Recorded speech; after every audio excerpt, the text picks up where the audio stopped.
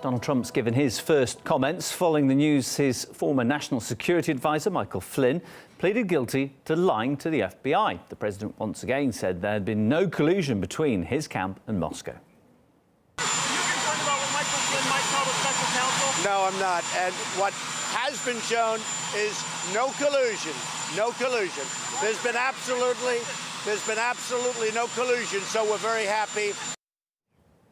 Well, Flynn pleaded guilty on Friday to lying to the FBI about conversations that he had a year ago with Russia's then ambassador to the US. The former advisors also agreed to fully cooperate with the so-called Russia investigation. With more on that story, here's Caleb Maupin.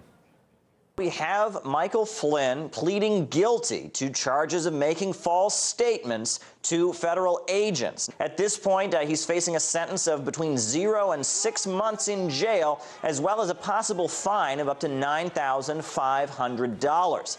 Now, of course, the mainstream media is in an uproar. There's talk about the Russia investigation. All kinds of things are being made in the press. This is being treated as a very big story. Let's recall how Michael Flynn stepped down as National Security Advisor. When he was serving in the Trump administration, Mr. Flynn misled Vice President Pence, and now it appears that he's pled guilty to misleading federal agents. Now, at this point, the White House has come forward and said, look, this charge doesn't implicate anyone other than Michael Flynn. The false statements involved mirror the false statements to White House officials, which resulted in his resignation in February of this year. Nothing about the guilty plea or the charge implicates anyone other than Mr. Flynn. We've had several indictments at this point, individuals who misled federal officials, made false statements, and are now facing criminal charges. But as of yet, the collusion story isn't really materializing.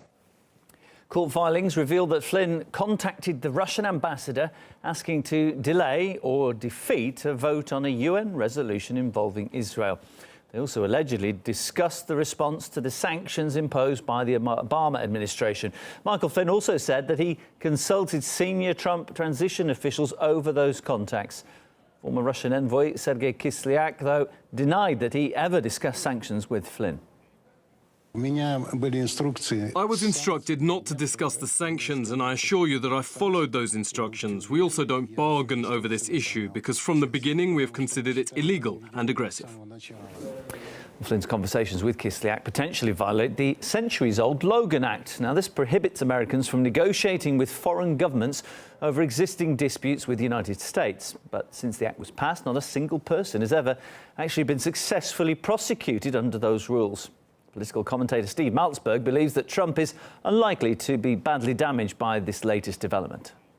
He lied to the FBI. Why he chose to lie about these meetings with Kislyak, I don't know, but he did, and he pleaded guilty for it. Now they're saying, oh, he's going to tell everything about Trump and Kushner. What? Tell what? None of this relates to collusion. Collusion. This is all President-elect Trump asking, or someone on his staff saying, hey, reach out to foreign countries. By the way, the great Andy McCarthy, former federal prosecutor, writes today, it's commonplace for an incoming national security advisor to go to foreign countries and talk to his counterparts or reach them on the phone in anticipation of a new administration. There's nothing here that's going to get Trump or Kushner in trouble.